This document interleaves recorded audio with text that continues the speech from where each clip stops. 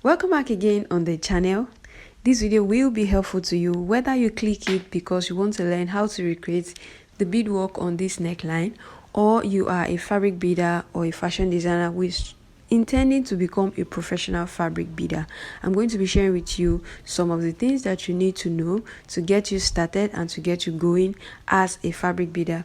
We are going to be working on this neckline of this mesh dress, okay, and then I'm going to be showing you the beads that we are going to be working on.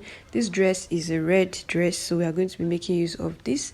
At first, I have an option to either use this size 6 bead or to use a size 4 beads, but eventually I decided to use a size 4 beads. This video will be helpful, so don't forget to give it a thumbs up and also subscribe. Leave me some sweet comments, let me know what you think at the end of this video. All right, first thing, make sure that the neckline is already piped so that you can get some support for the beads that is coming up on top of it. And then you are now going to decide the size of bead that you want to use, just like I showed you earlier. And then the next thing, grab your needle and your thread and start stitching. Of course, you know that there's no way you can stitch the beads on the dress without your power tool, which is your needle and your thread. So you also want to figure out the size of the beads. You don't want to put a bead that is too heavy on a light dress. So I had the intention of using a size 6 earlier, then I still changed my mind and then I went ahead with my size 4 crystal beads. All right, so now this is it about the intro of getting this beadwork done. So whatever neckline you want to use it for, a keyhole neckline like this or some other neckline, it works just perfectly. Okay, now that we have sorted the type of beads, the size of beads that we want to use, the next thing is for you to start stitching.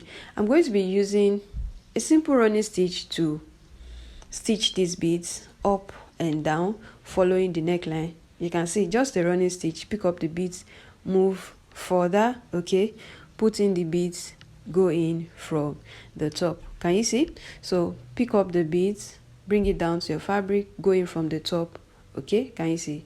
So next, pick up the beads again, bring it down, then go into your fabric from the bottom. Remember, like I said, this neckline is the base, so we don't need to sketch anything. Just follow the neckline that you have there to actually continue this process. Okay, so pay attention. You are going to be learning a whole lot in this video. Now that we have been able to get our dress into motion, the next thing that is important that you know is, if you would like to become a professional fabric beader, or you have been learning this fabric beading, you really don't know what do you do with it, how do you take it to the next level, or you are just even getting started, you are just learning from my channel, you have not decided on what to do yet, you don't really know how to navigate, you don't even know how to start, I'm going to be sharing with you some things that you need to know, which will really help you to come to a decision and is going to bring you knowledge. However, it is important to me at the end of this video, if you find this video helpful, let me know in the comments. If you are a subscriber on this channel, if you like this style of teaching whereby I give you the tutorial, and also you want me to be sharing some life experiences as a fabric beading tutor with you, or as a fashion tutor with you in the course of the video, also let me know as well in the comments. Okay, to become a professional fabric beader, first you need to get knowledge. You need to know what it is, how do you bead on a fabric. That knowledge is very important, and I believe that knowledge is the first step to getting anywhere at all if you want to become a fabric beader. How do you want to get the skill? Do you want to learn off on YouTube here? I know that some of you have been following my channel for months, for years, and you have learned a whole lot. Some people have even, all they know from fabric beading, they learned it on YouTube, off this platform like that for free, okay? And that is also one way to get the knowledge.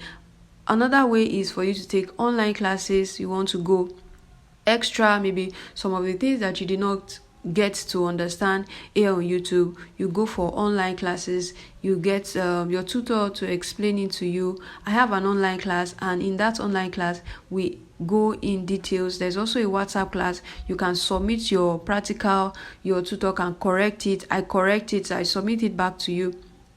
So that's another way you can go for online classes. You can learn off YouTube, be a self-taught beader. You can go extra mile, take online classes, and also you can take physical fabric beading class.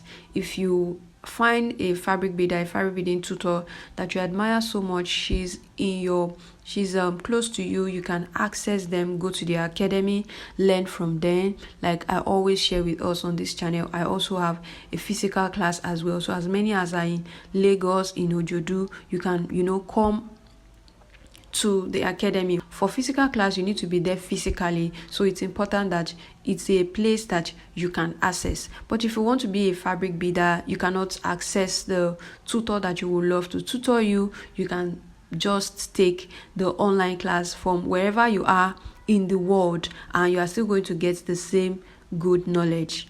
All right, so getting the knowledge is the first step to achieving success, is the first step to becoming a fabric beader, because the knowledge is what makes you the fabric beader, is what gives you the ability to be able to bead on the fabric. So get your knowledge, whatever platform you choose to do it.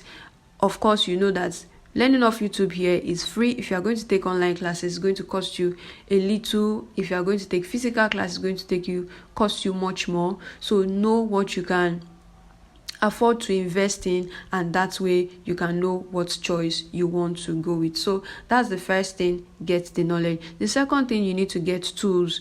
You cannot do anything without your tools. I mentioned earlier your needle and your thread. That's your power tool, because most of the time that is where you need to start work from. You need your fabric beading needle, you need your thread, you need your smaller tools, bigger tools like the craft wire, you need materials, you need your beads, you need your I have a list of tools that you need as a fabric beader, as an embellishment person. I have it on this channel earlier. I'm going to link it up here. Look at it, it is up here. You can also check out for it in the description. After this video, you can watch it. That will give you a comprehensive list of most of all the tools that you need, the kind of beading needles you need, the kind of pliers that you need, everything that you need to work with. Okay, I look at it, it's been linked here, check it out. You are going to learn so much from that. So you need to get tools to be able to work. And also another thing is that you need to be able to practice. That's the third point. Take a look at how far we have come with this dress right now. This is to tell you that consistency just gives you motion, it takes you there faster. So ensure that after you have gotten your skill, make sure you are practicing. Practice every day, practice every week. That way you can get better. Don't just leave it till you have a project to work on. Just try your hands on little things. I post tutorials for you here every week or every other week, fabric beading tutorials. That way you can just always look forward to my videos. Whenever I post something, just use it to practice your hands again on your beadwork. That way your skill will become better and your skill will become stronger. There's no way you can get better at it without practicing. I just cannot. If I tell you you can, I'm just going to be lying to you. You have to keep practicing. Okay, and there's going to be a whole lot that is going to be revealed to you beyond the class that you have taken when you are practicing. Okay, so far on this neckline, for those of us that are actively learning how to bead on this neckline, take a look at what we have done so far. This is a keyhole neckline, and you can see now I'm just ending the stitch on the curve, which is like the bolt, not the keyhole itself. Take a look at what we have done. This part is totally finished right now. The next thing is to work on the keyhole itself. Can you see? So this is how far we have come. Now let's get back to everything that we need to know, or some of the things that you need to know if you are going to become a professional fabric beader. All right, so far I hope you have gained something in this tutorial. If you have, please let me know in the comments. If you have, give this video a thumbs up so that other people can see it as well. It's also a way for you to support this channel. Please give this video a thumbs up, and as much as you can, please watch ads, all the advertisements on this video. Maybe if you cannot watch, or watch like 2 or 3, that way you get to support this channel a whole lot. I want to say thank you to all returning subscribers. You guys are always coming back here. I know you learn a lot on this channel, but I'm so glad that you always choose to come back again and again. I really appreciate it. So let's go on. So far you have gotten your fabric beading knowledge, you have gotten your tools, you're already working with your tools, you are already practicing. The next thing that you need to come to the conclusion with yourself is, what kind of fabric beader do you want to be? You can be a solo independent fabric beader, you can be a commission fabric beader, you can be an in-house fabric beader, and I'm going to explain all of these 3 to you. Fine. With a solo independent beader, the first thing that you need to understand is, in this kind of situation, you are the boss. You call the shots. It's your policy. You can source for work from other fashion houses. They give you the work, but you are the one calling the shots. You are giving them your times. You are giving them your work rules, your work hours, when you will deliver, your turnover time. Because it's more like you are the boss. It is your business. Okay, it's just that you are, even in that case, you are even the one sourcing for. You are sourcing for the jobs by yourself. Like I just mentioned, is a solo independent thing. You are the one doing most of the work, and you are still the one doing the bead work. You are the one marketing yourself. You are the one doing everything. So run it like it's a business. You are going to be the center of everything. Okay, so that is a solo independent beader. You can get contract from other fashion house. You can also be a fashion designer, that you are the one creating the garments, you are the one making the garments, and you are still the one doing the bead work. That is an independent beader. Okay, so that is one of it. Second one I mentioned is being a commission beader. In this situation, you work mostly for other fashion houses. You go out, scout them, let them know this is what you do, how many you are able to finish, you get paid for how many dresses that you make. That is a commission beader. Most of the activities here, fashion houses have to produce garments for you to actually bid on. Okay, so that is the second one, which is the commission beader. Okay, before we go ahead on to the last one, I hope that you have liked this video. I hope that you have subscribed to this channel, and I also hope that you are learning. If you would like to have your tutorials like this going forward, I share a tutorial and I share with you some lessons as a fabric beading tutor or as a fashion tutor. Let me know in the comments. So far, we are almost done with this beadwork at this point. So right now we are working on the keyhole area, and you can see that at this point, what we have been doing so far is you have to use your running stitches. Sometimes you go slant with your running stitches, put in the beads, bring it down, going from the bottom, put in the beads, going from the top. It's just a simple running stitches. I hope that you have paid attention for those of you who want to actively learn how to recreate this beadwork.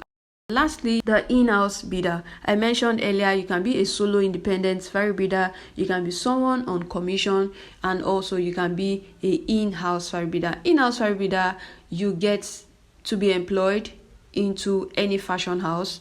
You work for the fashion house. The work that you have done, sometimes you do not have a right over it, like posting it as your original work, because it is the ideation and everything of the fashion house that you are working with. Just like you're applying for a job, you get employed, and then you do the bead work of the fashion house that you are working with. The fashion house get to pay you. Unlike in the other types of fabric beader, you may get to choose what you want to be paid. You may get to work on your profit. You may get to give yourself a whole lot of work to do. But for in-house fabric beader, the fashion house pays you, and all you need to do is show up at work and get the bead work done. So whether you're in Nigeria or outside Nigeria, these 3 types will work for you. So you need to choose which one or which part of it you want to belong to. Do you want to belong to the solo independent? Do you want to be a fabric beader on commission? Do you want to be an in-house fabric beader?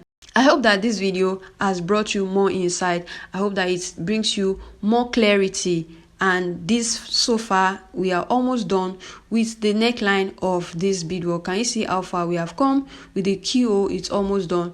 Everything is looking really beautiful. At this point, the power holders took the light.